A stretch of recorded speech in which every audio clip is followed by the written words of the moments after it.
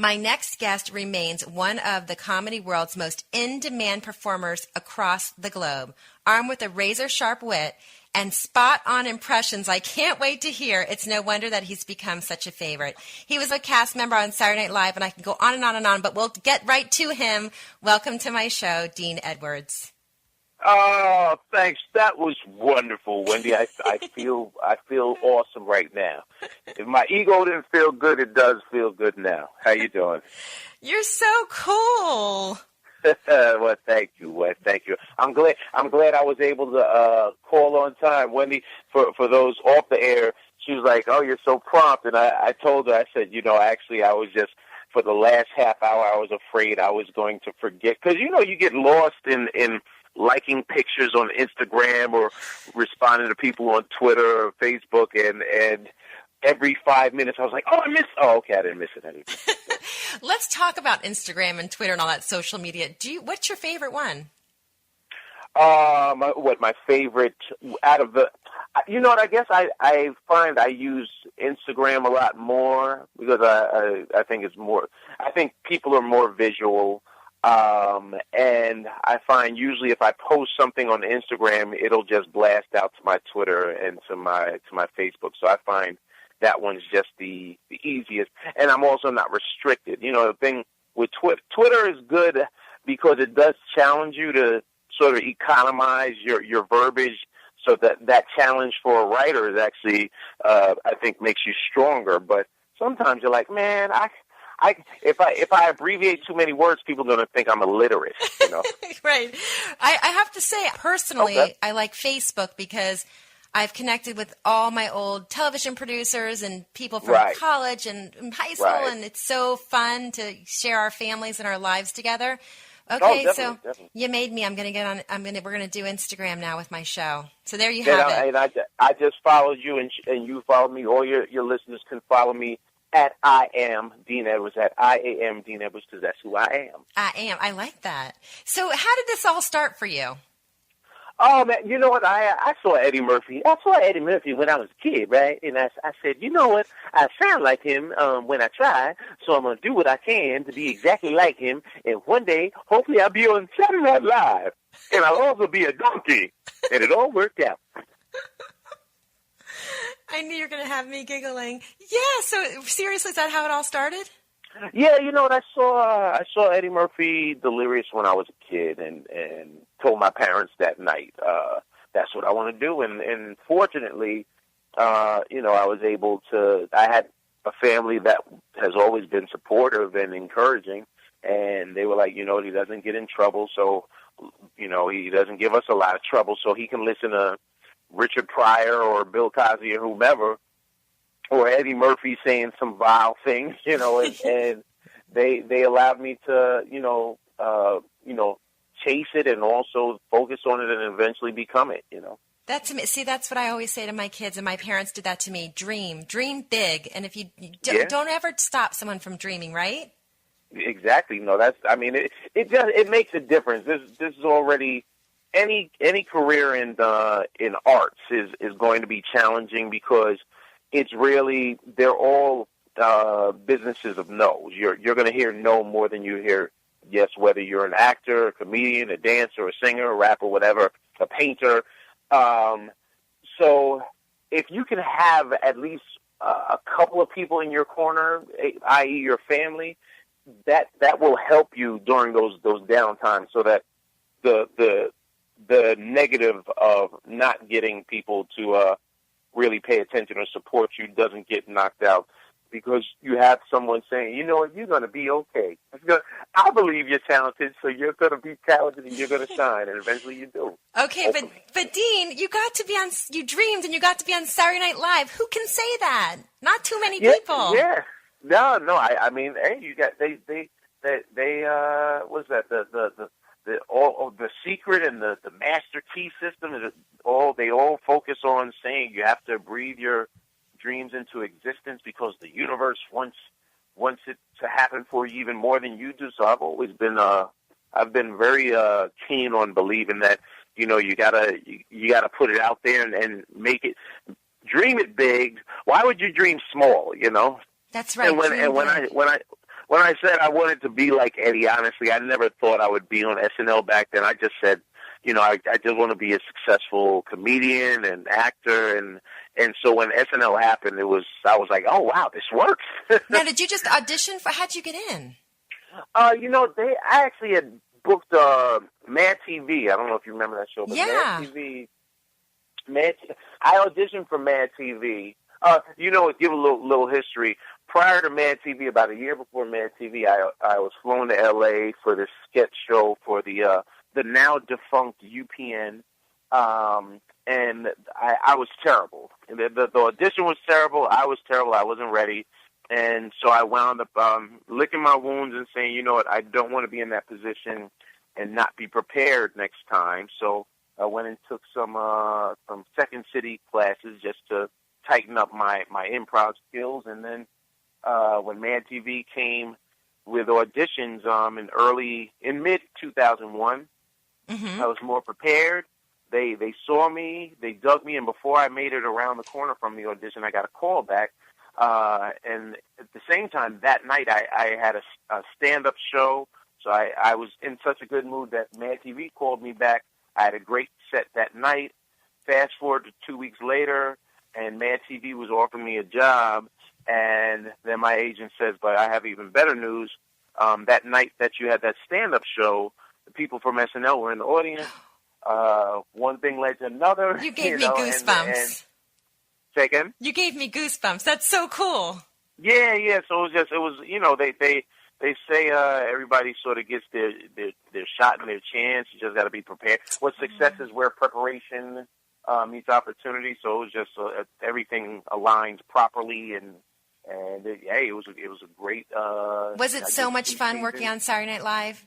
Oh yeah. Because I'm tossing it up. I knew Tracy Morgan from Comedy Club. I knew each other from back in the day.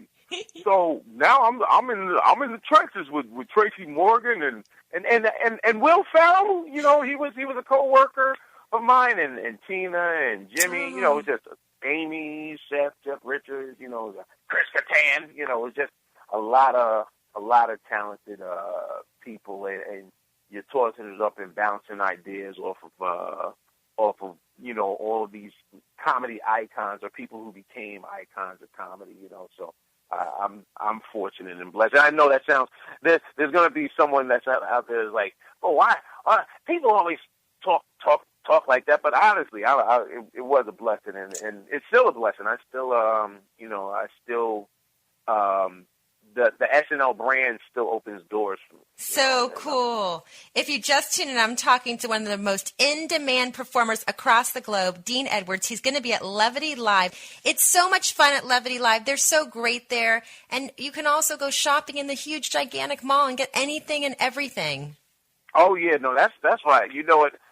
Most of the time, here's to let y'all in on a little secret. When comedians go on the road, you enjoy the silence as far as checking into your hotel, but you also love when things are all sort of self-encompassed, when you can go do your show and then you have access. So, like, there's a movie theater there. So every time I do Levity, every time I play Levity, I love the fact, because I'm like, all right, you know what, me and my feature, we can just hang out at the movies all day on Saturday and Sunday, So and there's an IHOP right there too. So who doesn't love IHOP? Everybody loves the International House Pancake. That's right. That's right. I'm going to go have some blintzes right now. Right.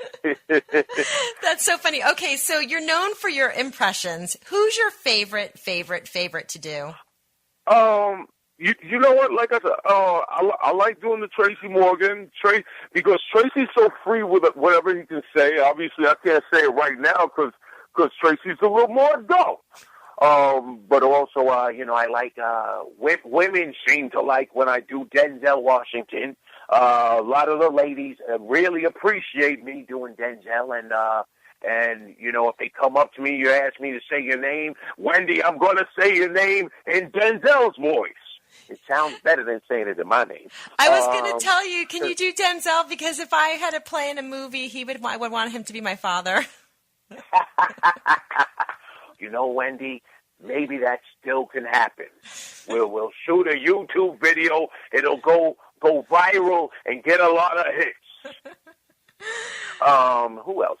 And Jay-Z, of course. I love doing Jay-Z. It's real incredible with Jay and the kid 50 Cent. And it's funny because I know I just go into them.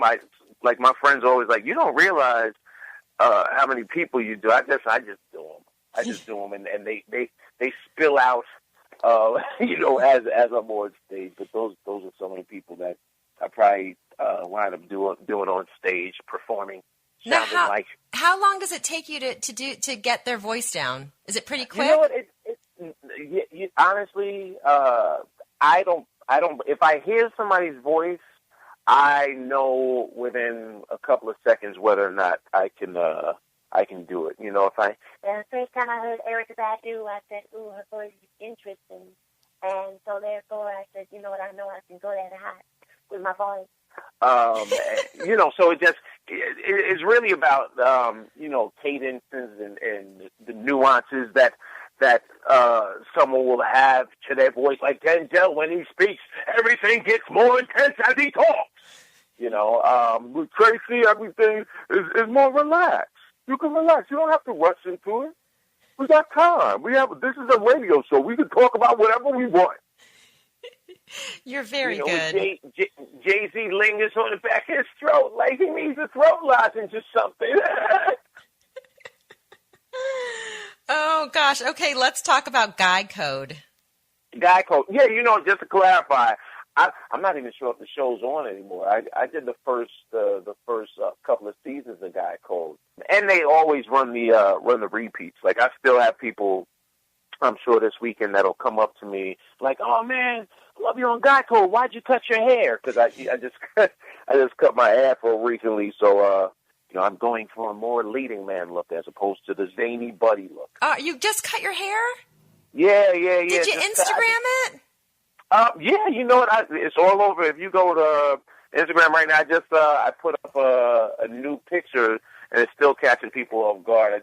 I had to do new headshots, as a matter of fact, because I was going on the road, and people were like, "Oh, you cut your hair? We didn't know." So I was like, a couple of weeks ago, I just did my manager actually made me. He said, "Dude, you gotta do new headshots." So he made sure he set it up, and we got some new pictures done. But I look clean though. If you go to my page right now, you're handsome anyway. Why, thank you. Flattery will get you everywhere. So what's next? If you just I'm talking to Dean Edwards. You are adorable. And laughing is the best medicine in the entire world. Yeah. And what's next for you? Endorphins. I'm doing more acting. I just had a cameo in Chris Rock's recent movie Top 5. And, pilot season just played. I actually have to go back to L.A. in a couple of weeks. Got a lot of close calls, but I don't talk about anything until I'm actually on the set. But y'all can catch me in Top 5. It's a hilarious movie. Not necessarily family friendly, so I don't want anyone to sit down with their kids to watch it, but it's a funny movie. Okay. Well, a lot of good things happening, I'm sure, and a lot more stand up, right? Oh, always. Is that your favorite? Always on the road.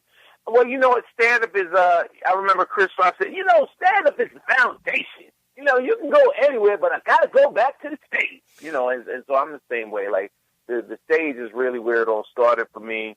And everything else is sort of just a branch out from that foundation of being on stage. So I love performing and there you get different.